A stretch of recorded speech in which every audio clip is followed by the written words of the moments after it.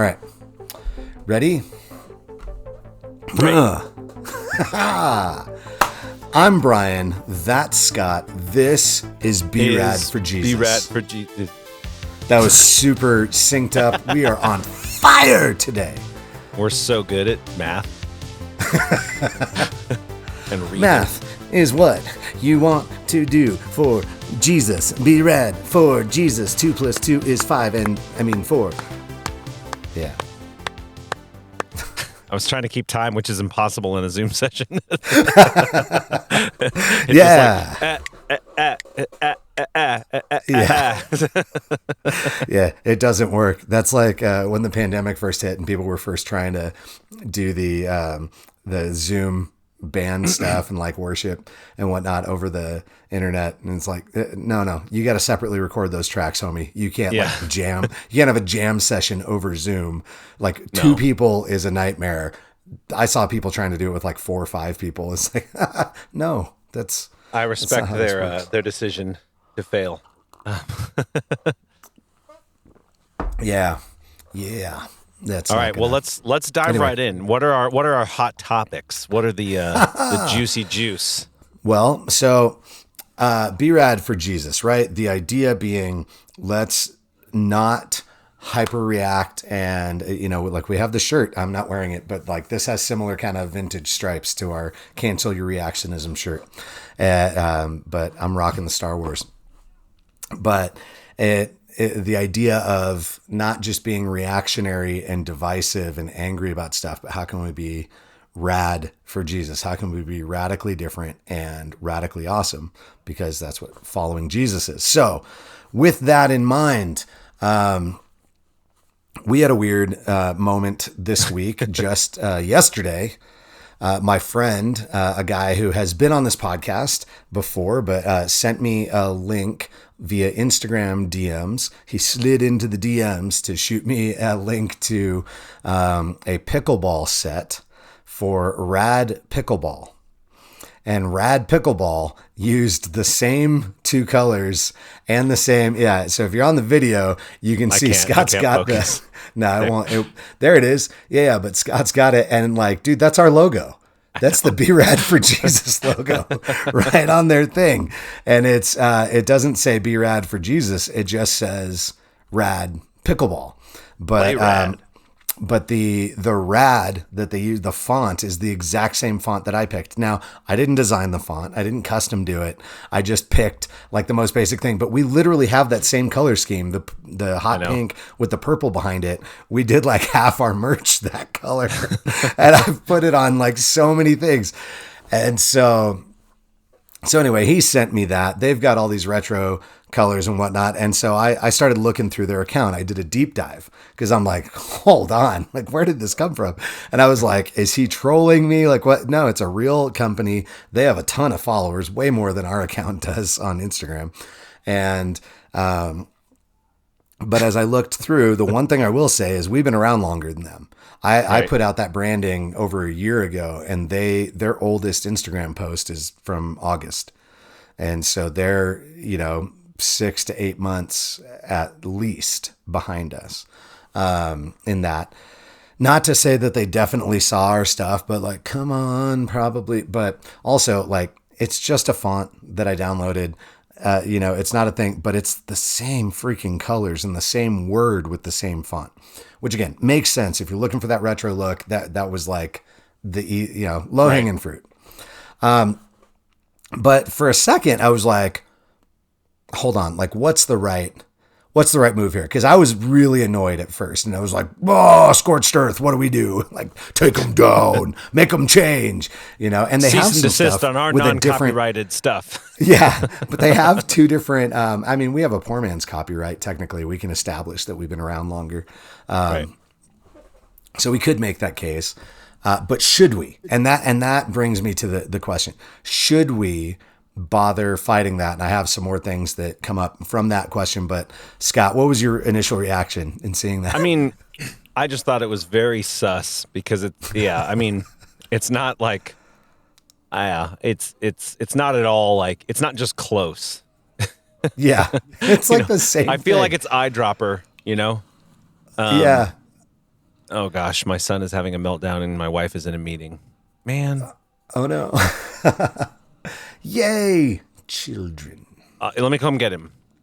Okay. He'll be excited to be in here. Okay, pause. All right. I'm gonna keep recording, Re-ask but the you know what I question mean. in a second. Yeah. Hey, buddy. Who's that? Hi, Cal. There's the buddy. Hi, You see Uncle Callan. Beardy Face? Hi, bud. Got a little smile. All right. Well, joining us now is the youngest BRAD for Jesus member, Yeah. Callan All right. Lucas. Sir Callan. C.S. What's up, dog? Lucas. Yes, Lucas. Callan, So yeah, my what's up? first thought about the logo was, it looked like it looked like identical. Colors looked identical. Yeah. Obviously, if a font, everybody finds fonts on the internet, so I mean, it is what it is. But yeah, I kind of feel the same Yeah. way where I'm like, the first reaction is like, come on, man, like, you're trying to start a merch company and you couldn't be like a little less lazy, you know. But Yeah. who knows? It's like, how would they have discovered it? So it could Yeah. just honestly be coincidence. It Yeah. just seems like it's like the odds of me like, what? Oh, look, I found a tree that grew into the shape of a functional gun. I mean, a little less, but yeah, I mean, I'm trying to think of like another thing. Okay, I've seen a lot of this in the church world, and even so, I used to attend a church and be on staff at a church called Life Point, and there are a million churches around the country called Life Point, and so all these people feel like they're like, oh, are you guys part of this Life Point or that? Like, no, we weren't. Right. We were just our own Life Point. But there was actually a funny thing that I won't get into because I wasn't around for it, but I do know that there was some discrepancy about branding the churches in the area. And this is why copyright matters. There was confusion about, even with Life Point, there was confusion with Life Point about having their own identity because people would often wonder if it was connected to other Life Points. I attended a church in Fountain Valley called Cornerstone, and people would be like, oh, is that part of the Cornerstone? Like back in the day, that was Francis Chan's church. And when he was like really skyrocketing and big, Crazy Love came out and all of that, everybody would be like, we're also in Southern California. And they're like, oh, are you guys part of that? Like, nope, Right. not related at all.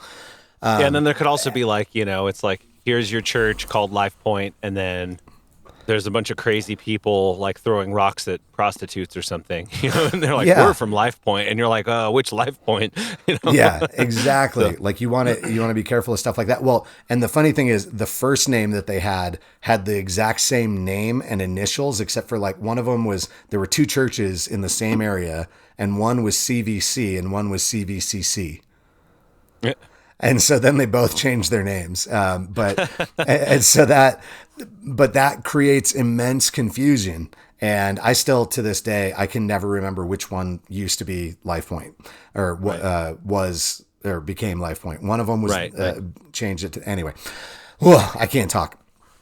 But in thinking about this, I remember just a long time ago when I first got into branding and merch and clothing and stuff.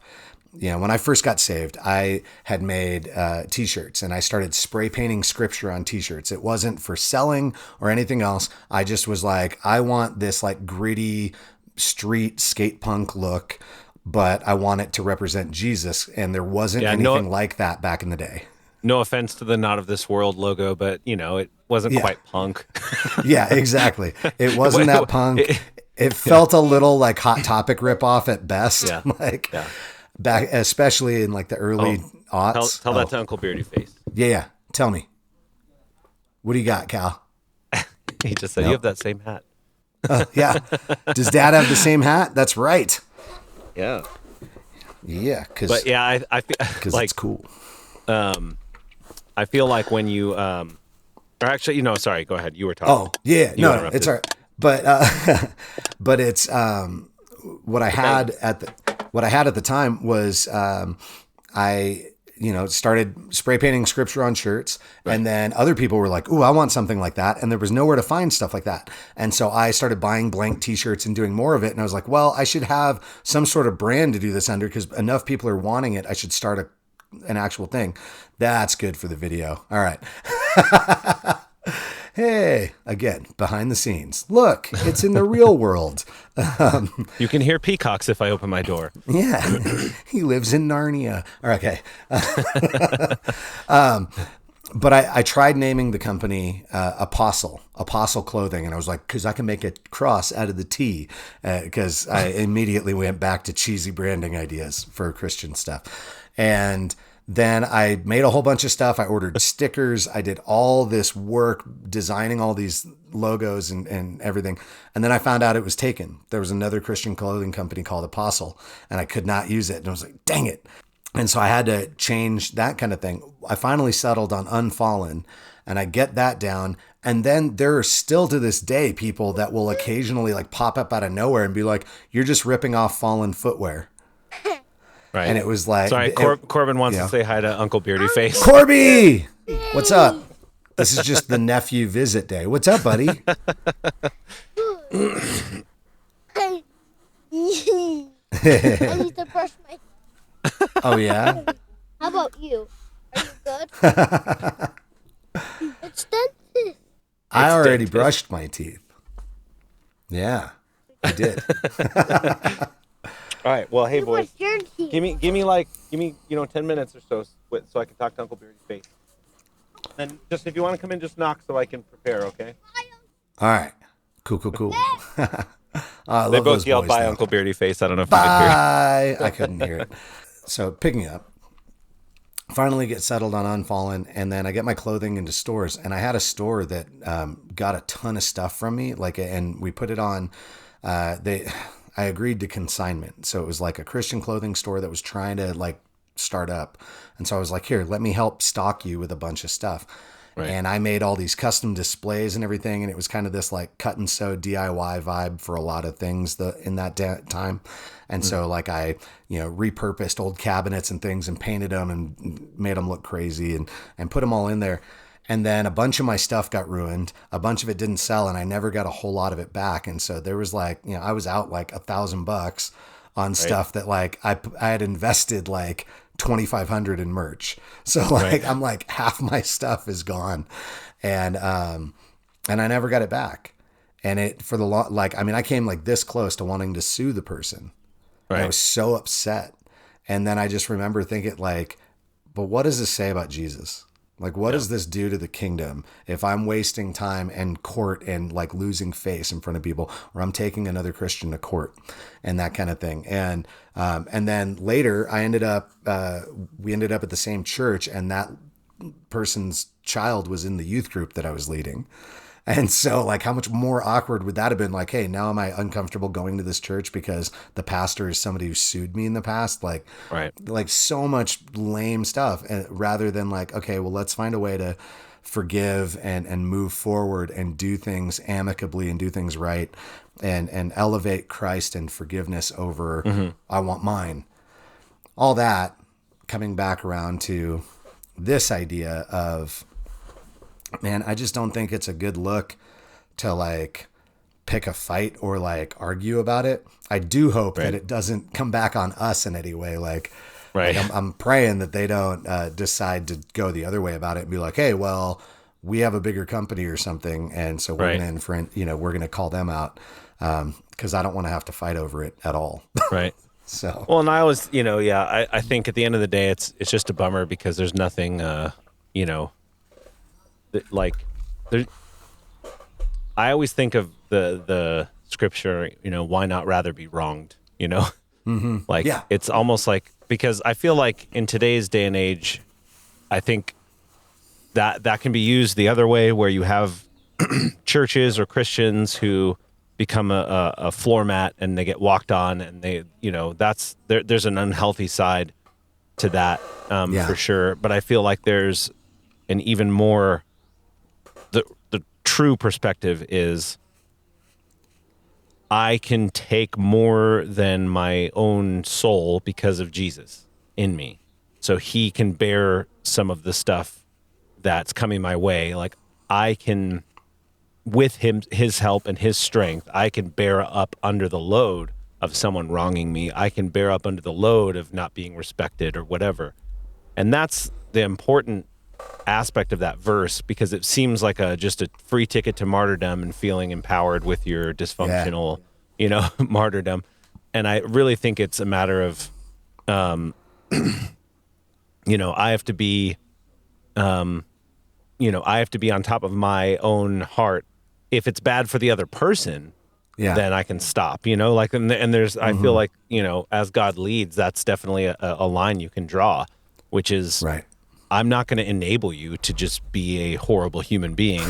And, when it comes to a company or something like that, it's, Sanctum Brewing Company, my brewery, when it was alive, we never copyrighted anything. But I made real sure to just never do anything without like at least a cursory search, of like, is there another beer called Django Unchained or Mango Unchained with a silent D, and they're like, oh, there's 57 of those. You know what I mean? Like, right. Okay, well, we're not that original. There's nothing that new under the sun. B, I guess we can come up with a more clever name.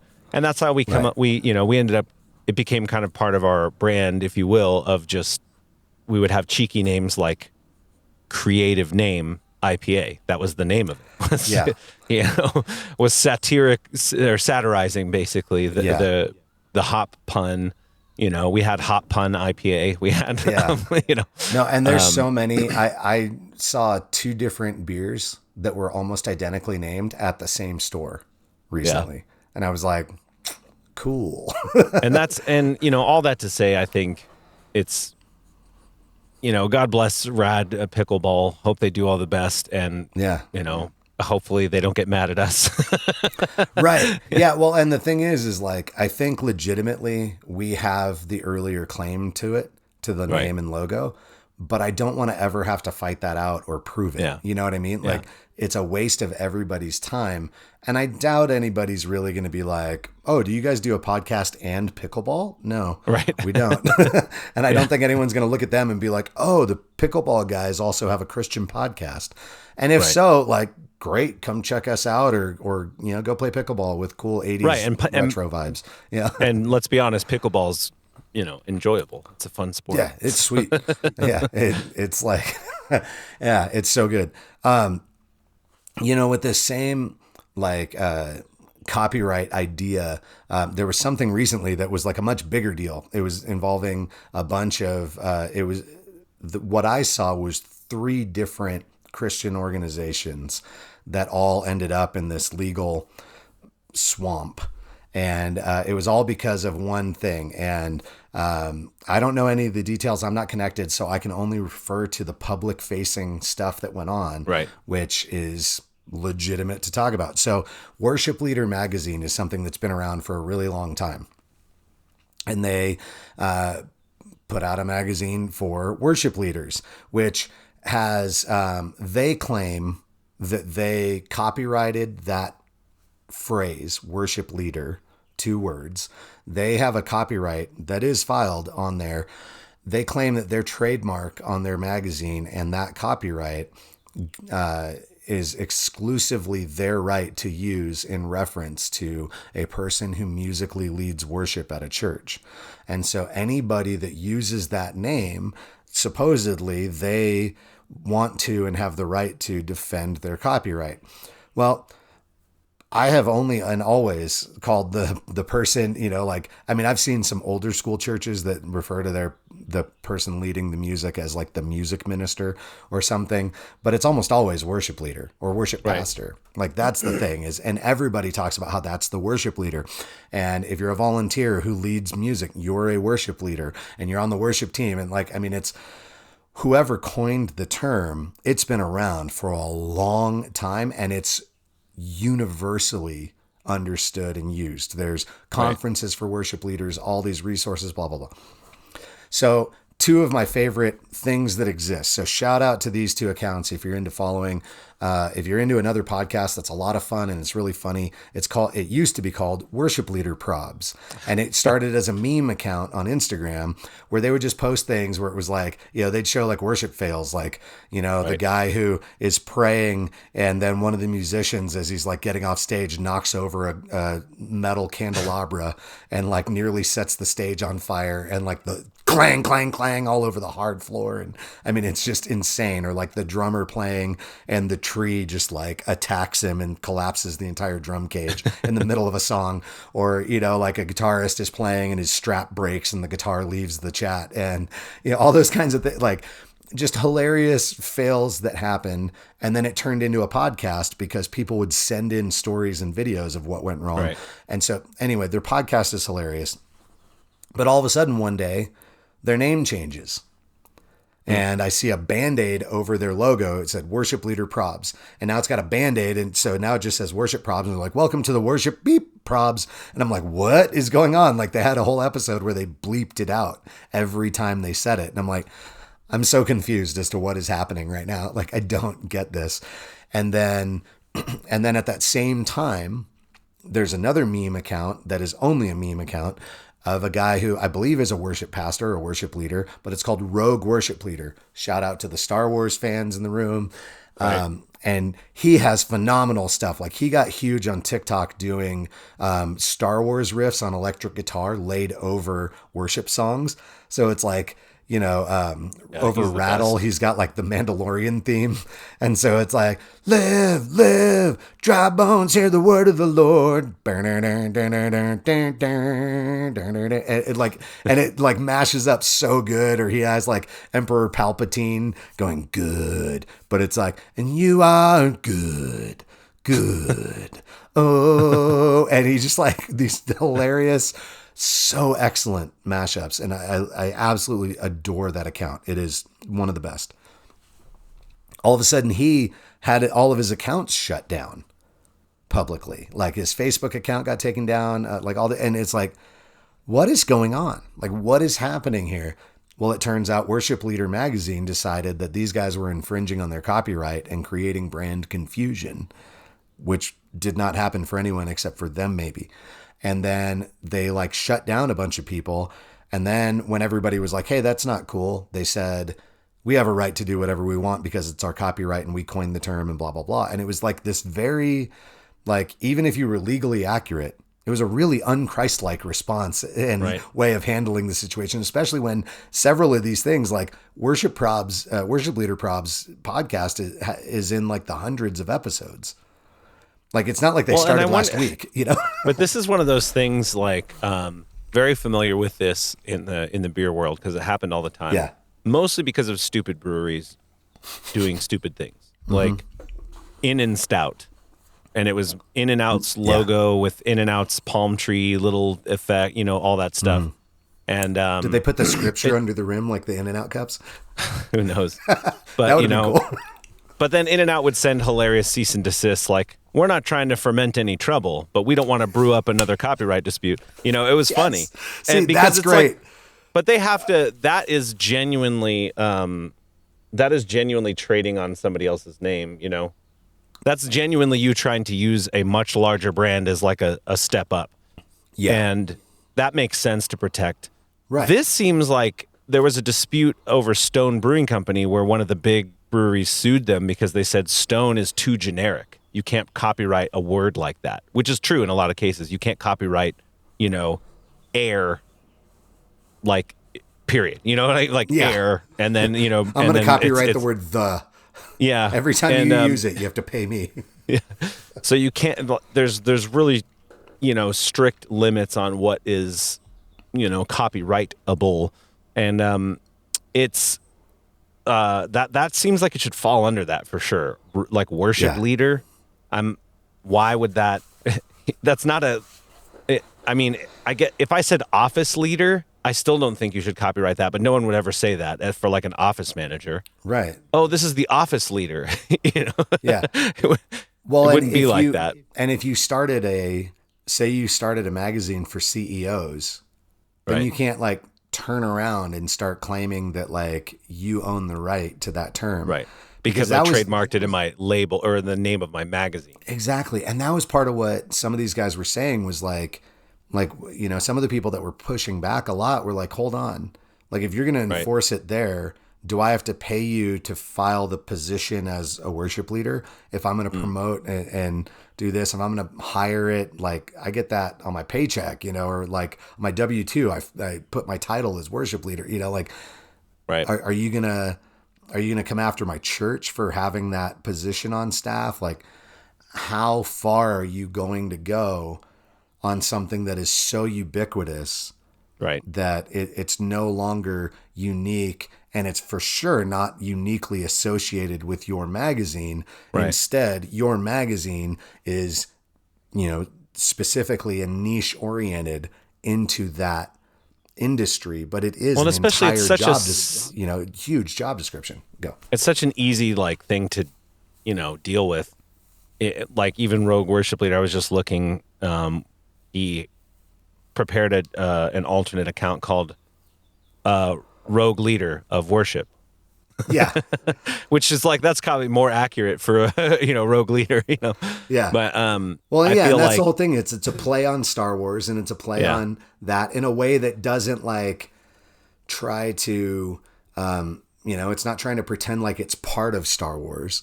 It's like and how would you even make the meme account? I feel like you could easily trademark Rogue Squadron or something, because that's not a phrase that you would. But leader is a title, of a person, and it can be applied to anyone in a company. Mm-hmm. If the janitor is a leader, that means he's a good janitor. He's the kind of person that people would want to follow. It doesn't mean, you know what I mean? It's such a generic term. It's like it's like saying job, worship job magazine, and it's like now you can't say job. It's just silly. I feel like they should cut it out. And so the full accounting of it was it got to where it looked like there was going to be a pretty big battle, and a lot of people were pretty upset about it. And there was a lot of behind the scenes stuff. There were lawyers contacted, and people were trying to figure it out. Worship Leader Probs, which is now still just Worship Probs, came to some sort of agreement and settlement behind the scenes. I don't know what happened there, but I just know they said we had some stuff going on and now it's resolved and we're just moving forward. Rogue Worship Leader had all of their accounts restored.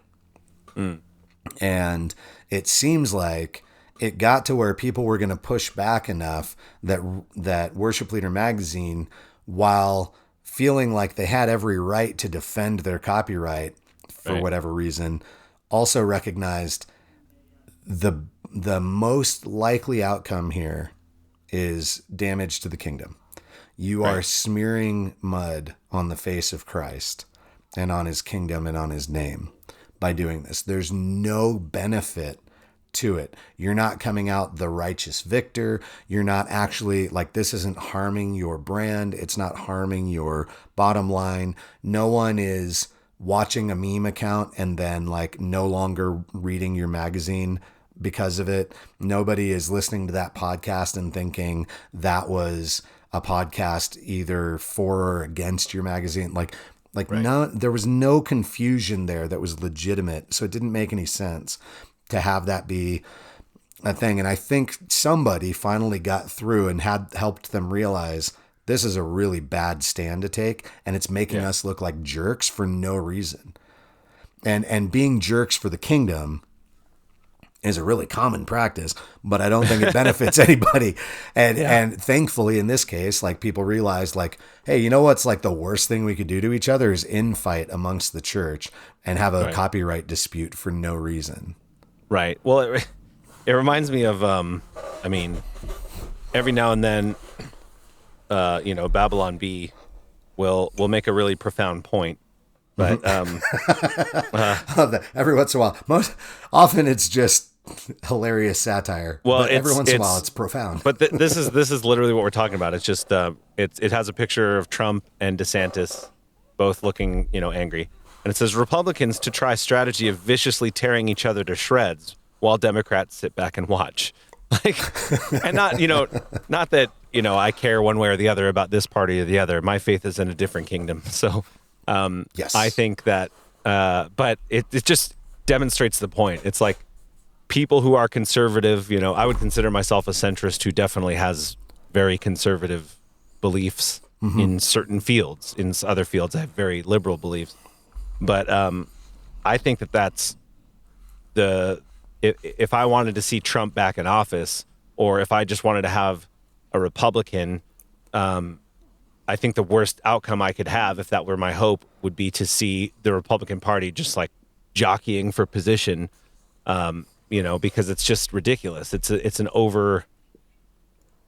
oversimplification of what victory means, to just fight against somebody so that you can, get your platform. I want to be the leader, not you, Yeah. and I don't think that's a good move in any time it's ever been done. I don't think it works out well. I think everybody, inevitably someone ends up losing, and it's usually the person who's being aggressive, or the side that's being aggressive. So, Right. It's not like, when it comes to the church, it's not like there's a lack of people who have criticisms, Right. and they're well founded, because we're humans, and that's, I feel like it's part of the thing. I mean, if there's a perfect church, then I don't want to go to it, because it's probably fake. And so I think, ultimately we are human beings. We're trying to navigate how to interact with somebody in love and in gentleness and grace. And a lot of times, there might've been a good case. Like, let's say there was somebody impersonating Worship Leader magazine. That would be a great, really great use of copyright, because it's like, hey, we have a thing here. We have certain values. We have certain people we want to, display in our pages. And now you're associating this other thing that's not us with our name. Yeah. But if it's just a generic thing, especially somebody who's not even in your business, this is magazine. I don't even know what a magazine is anymore. I mean, so it's like, but it's certainly not a guy. It's certainly not a funny dude on Instagram uploading dank memes, Right. Exactly. No. And that's, that was like the whole thing with, when Elon Musk took over Twitter, and then he instituted the blue check for pay thing. Right. And he took away like verified accounts that had just established enough credibility and following that it was made sense to verify. Now it's just a paid thing. And so it was all well and good, all fun and games, until somebody, bought one as Elon Musk and started impersonating him. And he was like, hold on, wait a minute. That's not cool. Or like Johnson & Johnson, like I started a Johnson & Johnson account where like giving advice to people in comments about their products. And it was just some dude, you know? Exactly. And so, but going back to that, like, man, being aggressive and like choosing, even when you're right, but like the way that you prove that you're right is not, really matters. And I think and I was talking about this, I preached on Sunday about this a little bit. And, in John 9, the story of the woman at the well, the woman caught in adultery, which may or may not even be legitimately original to John's gospel. Right. Not the point. But this woman caught in adultery, brought before Jesus, and legitimately, like if she was actually caught in adultery, then there's a legitimate claim to her, sin and punishment due. But what does Jesus do? Instead of like joining in the let's stone her to death, which they didn't grab the dude. So like they're missing half the equation there. But then also Jesus starts writing in the dirt. And then he says, okay, well, whoever among you is without sin, you cast the first stone. Like you get to judge righteously if you're sinless. Well, nobody was sinless. So they, one by one, they drop their rocks and leave. And then starting with the oldest first, because I think they're probably a little bit of wisdom and mileage on their life. And they go, oh, hang on, that's not me. And they bail. Jesus looks up, nobody's there. He goes, hey, where are your accusers? She says, they're gone. Or who's left to accuse you? She says, no one. He says, well, neither do I. Go and sin no more. It's not affirmation either. Like we can still disagree. We can still call people to righteousness. We can still point people toward something good. But the radically different way of doing that in the name of Jesus is so much more about showing radical truth with radical grace and being like, look, I don't care which side you're taking. He didn't take the sinful permission side, and he didn't take the self-righteous condemnation side. He chose calling her to a way forward in righteousness and then leaving it to her. It doesn't say, like, some people think maybe that was how he met Mary Magdalene. Some people think like all these different things. Like, it doesn't say who she was, where that went from there, or what the final result of her life was. Maybe she walked away and went right back into the dude's bed. I don't know. Right. But Jesus' response in that moment was to call her forward with grace toward righteousness. Right now, we're in the midst of a crazy branding dispute because it's Pride Month in the US. And there's all this stuff about like, take back the rainbow, you know, and it's like, you mean for Skittles? No, for Noah and God and Jesus and, you know, and like, yeah, absolutely. Like, I think it's a crazily ironic violation of the symbolism of the rainbow that God takes the war bow that he, you know, destroys the earth with, and he hangs it in the sky and says, I'm setting aside my weapon of destruction. I will no longer fire rain and destruction and flooding to ruin the entire earth again. I won't do that anymore. And he sets it up in the sky like, I will allow for your sin. I will exhibit grace and mercy and not respond with destruction from now on in this way.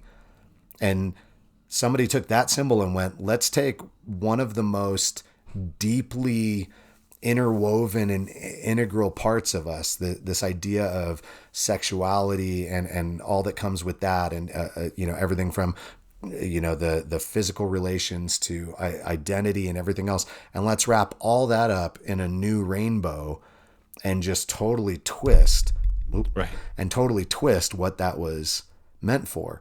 Like, that is a huge copyright violation of what the meaning of the rainbow is. You're completely reinventing that branding. But should we go and pick fights with everybody about it and validate the complaints? I mean, some, I forget what the name of the organization was, some LGBT organization just declared a state of emergency for the month of June. I don't know how you do that when you're not the president and you're not like a governor or something, but they're putting out all these resources about like how to help people be safe if you're traveling in unfriendly states and all this stuff. And it's like, dude, there's so much craziness. And for us to get violently angry is, one, not how Christ handled things, but two, it's just a bad look. And it's like that thing of like, never wrestle a pig. You know, the pig likes it and you just get covered in mud and poop. Right. Yeah. Like if we violently attack and angrily attack, we look like the jerks. And the whether or not we were right ends up being completely beside the point. And I think, like, I mean, this goes back to something that drives me nuts when I do it, and it drives me nuts when I see it. And it's kind of become a very common theme since, you know, the past 6 years, I feel like, where it's been, I don't like your symbol. I don't like what you stand for. Like MAGA hats, for instance. MAGA hats are like a Ku Klux Klan hood now. You know, it's it's like, oh my God, how could you go out in public in that thing? You know, and because, you know, people think it's a dog whistle to racism because it says "Make America Great Again." And, you know, when was it great for black people? Back when we had slaves, you know? And I'm like, I can see that logic. That's not what I think 99%, just my opinion. I don't think 99% of the people wearing that red hat are thinking, I hate black people, therefore I put this red cap on so you know that I hate black people, so that I can elect my president who hates black people, you know? I don't think it's that deep. No. But that meaning is now assigned to it, so where I'm not going to wear one. Even if I wanted to vote for Trump, I would never wear a MAGA, you know? Yeah. But I think the rainbow, that just comes down to what you're really upset about is that human beings make meaning out of everything. You know? Yeah. And you can't undo that. You know, if you take, you know, if you want to take the rainbow back for Christ, wear a rainbow shirt in church. You know, I mean, there's nothing gay about it. Yeah, if but you're not gay, it's gonna be, it's like, but it's gonna be like wearing a MAGA hat down to Compton. exactly. And that's where you You're get wearing you're wearing something that like you cannot just choose not to acknowledge Right. the context that other people are going to and lay on and that's it. the interesting thing, and that's where it comes down to even the way that we communicate about Christ in our own thoughts and in our own minds and in our world is that we have to remember that's true of how people perceive Jesus too. So Yeah. it's not like a lot of Christians kind of come at things like, do you think you're a good person? And, Right. you know, and there's nothing, I mean, people do, you know, I've watched that guy on YouTube who does that, and he's really good. He seems loving, and I'm sure, I can't remember the dude's name, but he like holds his phone next to his face when he talks to people and films them as he's evangelizing. And he kind of starts that, you know, Romans Road kind of, you know, thing. And people respond well a lot of the time, but Jesus has a meaning to a lot of people. And I'm not being universalist. I'm not being woo woo. I'm saying you have to understand that. Yeah. You can't evangelize to people because even Jesus himself understood God meant different things to different people. Yeah. When he talked to the woman at the well, he didn't talk at all like he did to the Pharisees, like Zacchaeus, or, you know, any of Right. the people like Nicodemus, or, you know, where it's like he's coming at them from what they understand God to be. How can I best communicate my point? Because if you're making a communication in this world for on Jesus's behalf, then your only concern should be how best to communicate that to your audience. Right. And, you know, this is like, you know, at our church, I'm on the communication team there. So we can talk about anything. There's no restriction. We can talk about tongues. We can talk about whatever. But our pastor has always been very big on make sure that the atheist in the room is never lost with jargon and is never not understanding what you're talking about. And if Right. you say something and you're making a point that would not be common to a non-churched person, just be aware of that. And it doesn't mean you can't say it. It just means be aware of it, you know? Yeah. Because I don't want to, I mean, Erwin McManus is another example. People doubt the guy because he kind of sounds like a new age person, but he's a deep follower of Jesus as far as I can tell, right? Right. He has a quote that was really good, which is not every human is a Christian. Every Christian is a human. Right. So I speak to humans whenever I talk. Right. So he could be up on the stage talking about Jesus, but he's talking to the humans in the room, not the Christians in the room. And I feel like that's really lost on the church, especially when persecution arises. We have a tendency to like pull back and to protect ourselves and to just be like, it's us versus them. And it's like, you have no need to put yourself in that category. That will happen if you just let your light shine. You know, Yeah. You will be persecuted. You will have trouble. The answer is to still, how do I love these people the best, and how do I communicate it? How do I deny my own wants to say things in a certain way? How do I provide for them an accurate understanding for those who have ears to let them hear? Because plenty of people heard Jesus himself and were like, Right. I don't want to listen to that. Yeah. And So I think feel with this like with this it's- greater conversation, Oh, go I ahead. think it's just, you know, the rainbow is what the rainbow is. It means gay pride. That is what it means. There's no such thing as taking it back. It's going to mean that for a large population of the LGBTQIA plus, the alphabet mafia. That's my favorite term. The alphabet mafia is that's their symbol.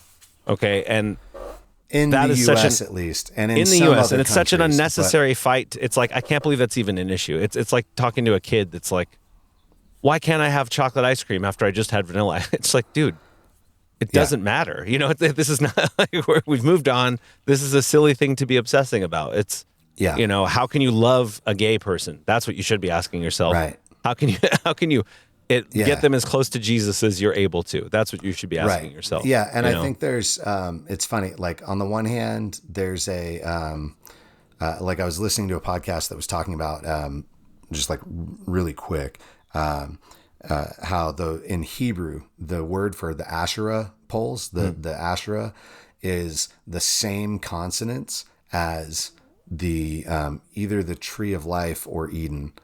And so I think it's for the tree of life. And so it's like you take those and put them in reverse order, and it's Right. Asherah. And so like it's one of those like, ooh, like this was a Yeah. direct flipping for idolatry of Yeah. what, so it's like the untree of life, Yeah. because Anti-tree it's this of life. big pole. Yeah. And it's this big, wooden pole that's stood up That's dead. that's dead instead of the tree of life. Right. And so like there's all of this like really subtle symbolism in there. And then there's like it's used back, as God is challenging Israel, like, hey, you took my thing and you flipped it upside down and Right. made it horrible and used it Right. against me or instead of me. And so I think there is an aspect of that Yeah. in our culture. And I think also the response is different when, like, we should never expect unsaved people to act like saved people. Don't Yeah, expect exactly. non-Christians to act like Christians. Now, when Christians take the things, take things of the world and elevate them to the status of God, or take God's word where it's clear and go, nah, never mind, and That's where it totally gets reject weird. and flip that, it's like, okay, now you're getting into dangerous territory. That's not what it says. And we need to call people out. But even all throughout the New Testament, Jesus talks about it. Forgive your brother, infinite number Right. of times, essentially, restore them with grace. Peter talks about restore a brother gently, that you might win him over. Paul says that too. Like when it comes to that, we should have some limits, but also like we should do these things with grace and love and gentleness, not violence. Right. And Amen. throughout history, the church has been really bad at that. But I just think like, man, we don't want to be the spiritual equivalent of that like weird, like philosophical question of like, the conundrum. If a tree falls in the forest and no one's there to hear it, did it make a sound? Right. And like, if you scream righteous truth at people and no one will listen to you shouting angrily about the love of Christ because of your delivery method, did you actually speak of the love of Christ? Right. Because the method and means of your communication is a major portion of what you communicate. So if your tone, your word usage, and your intent, and the effect you're having on the person listening, Right. if all of those things are discounting the words you say, did it matter what you said? Well, and that's there's a funny thing called aggressive complimenting. Yeah. And it's like you get in somebody's face, you point at them, you go, "That is a nice shirt," Yeah. and they're like, there's no way. You're probably having a fight or flight response if that happens with a stranger. You'd probably be like, "Am I about to die?" Or am I like I'm about to throw hands and he's going to kill like, me and take it from me. Yeah, He liked and my then it's shirt. just like, and that's all he says. You're like, thanks, Right. How do you So respond yeah, to there's that? a huge like the package that we put our words in matters greatly, I think. Yeah. By the way, if a tree falls in the forest, it does not make a sound because sound involves the use of a transducer and psychoacoustics, but it does make pressure waves. So Fantastic. there you go. So it's not a sound until someone hears it. And basically, that's All right. yes. See, and that So- relates to philosophy of science and what things actually mean and when you define them. So from a place of being rad for Jesus, being radically different and radically awesome, man, I think we don't have to. The sides to choose or the way forward, as often is, Jesus almost always presents us a third way that the world will not choose. And so the radically different way of following Christ and being radically awesome may lead to people hating you. And in fact, I think with this thing, with it being Pride Month and with it being an out front agenda piece for everybody, I think the most Christ-like way is going to get you flack from all sides. Yeah. The really loud, aggressive, Christian, anti-rainbow people are going to hate it if you want to speak grace and love in the face of that.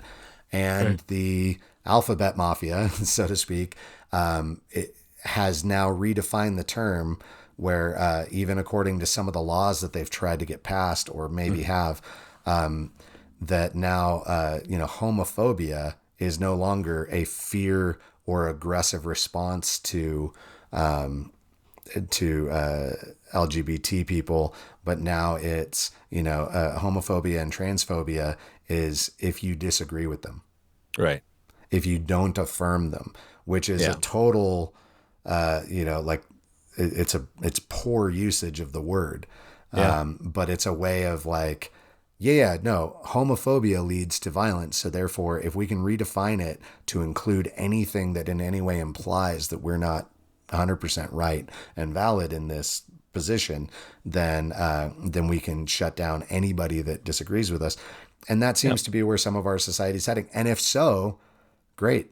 It is what it is. Like, I just told my kids last night. Our kingdom is not of this world, so get over it. We just, long story, someone's having a baby in our neighborhood, and they're going to do a home birth, and their midwife is like a Christian who is just like, said, I feel like every baby I'm delivering is like an end times baby. Like, these are like, and Roran, my oldest, goes, what's end times? And I just said, well, Jesus said one day he's going to come back and basically, I can't remember how I said, I tried to make it simple, but it was like he's going to conquer. Right now it's an invitation, and soon it won't be. So soon it will be coercion, and he will come back. And I said, those times are, depending on how you read the Bible, it's going to be miserable for a lot of people. But I said, if that's the case for us, we'll take the adventure that Jesus gives us, because that's like Narnia, the last, I probably have said that on this podcast, but just take the adventure that Aslan gives us, because it is what it is. If he's there in the midst of facing the alphabet mafia and just saying, hey, listen, I love you. And I don't think your sexuality is all that matters about you. Right. And, but I won't affirm things I disagree with. I just simply won't do it. Right. And that gets you in trouble. That's the road you got to go. You'll lose a lot more if you don't. That's been my belief since this stuff started to get really hot with cancel culture and people getting canceled for just the seemingly most innocuous things. Yeah. I don't want to get canceled for just flippant words, but if it's something that's like core to my belief as a Christian, you already have to decide that that's okay. Right. Because you can't decide in the moment. You have to kind of know and be careful with what you say, because I'm not going to go down. I don't want to go down just because I say some slur or something like that. Right. I'd rather just have it be, I very clearly don't agree with this because I think it's polluting your soul, and I would never want to partner with that. Right. I would want to partner with the one who wants to redeem your soul and who died for you and has showed you how willing he is to rescue you by the nail-pierced hands that he will bear for all eternity. Yeah. That's the Savior I follow. You are invited to accept his grace at any moment. That's the kingdom I want to live under. I'm not going to partner with darkness in any of these other areas. And I'm not saying that just because you're an LGBTQ person that you're evil. I'm just saying there are things about every movement, including the Christian, that are not good. And so that's where it's like, you just don't, I'm not going to partner with them. And if you're asking me explicitly to say that I do when I don't, I won't. Right. And that's what Jesus said in the Beatitudes, along with so many other things. But in Matthew 5, he says, blessed are you when you are persecuted for righteousness' sake. Yeah. When people say all sorts of things about you. And what that looks like is not what the persecution complex in our, in American churches looks like right now, where people are like, oh, they shut us down, like at the pandemic, like, throwing a big fight or making a big deal, like angrily doing all these things. When the disciples were arrested just for preaching in the name of Jesus, and they were threatened with death, their response was, well, you decide. Like, they weren't angry about it. They didn't fight them. They said, okay, like, we hear you, but you decide what's right, whether we should listen to you or to God. As for us, we can't help but speak of what we've seen and heard. That's not an aggressive, like, you could do what you want, but I'm going to fight you. That's if you need to arrest me, okay. If you need to this is the course. okay, I'm going on. If Yes. you're going to execute me, okay, but I can't turn away from this. Right. So I'll say this, and you do you. And wherever that leads us, that's where it leads us. And I'm going to stand strong for this. And there are so many more examples of people turning to Christ in seeing that kind of response than in somebody like fighting over it and being like, okay, now that I've beaten you into submission. Like, that's not a thing. There's a different religion out there in the world that does that kind of thing all the time. And everyone's like, if you were right, you wouldn't have to fight so hard. Right. But like, man, and the disciples, they're beaten and then released. And when they're released, I mean, they're literally whipped. And when they're released, they don't go start a new campaign to like end corruption Stop or the like whipping. fight back or stop the whipping, or like, how dare they try and get away with persecuting Christ, and everything else. They went away rejoicing that they had been counting worthy of suffering for the name. As Christians, our radical difference to this world and to the hijacked Christian nationalism of our nation right now, for us Americans, what if we were to rejoice at being counted worthy of suffering for the name, if that's what it comes to? And so let's preach grace and truth in love. All right. Well, love you. Bye. Yeah. Love And you on too, that man. note, we cue the music with our totally not copyrighted logo. Yeah. All right. Please don't sue us. All right. Hey, well, regardless of who's infringing on your copyright, be rad for Jesus. Be rad. Okay, that's it for this week's episode of the Be Rad for Jesus podcast. I hope you enjoyed it. If you've stuck around this long, you either hate us so bad you want to find out where to complain, or you really loved it and you want to come back for more. I want to tell you how to do that. You can go to beradforjesus.com. And we have links to everywhere you can stream and subscribe to our podcast. We have episodes, we have show notes, all on there. You can find us on Spotify, on Apple Podcasts, Google Podcasts, Stitcher. And if there's another platform that we don't offer yet, hit us up on the website and let us know where you listen to podcasts. If you do enjoy the podcast, would you consider leaving us a review, leaving us a rating, sharing it with a friend, posting it on social media, or even going above and beyond and supporting this podcast? Help us make more episodes of this podcast, because caffeine definitely fuels just about everything we do, almost as much as the Holy Spirit and our love for Jesus. Be rad for Jesus, because following Jesus is radically different and radically awesome.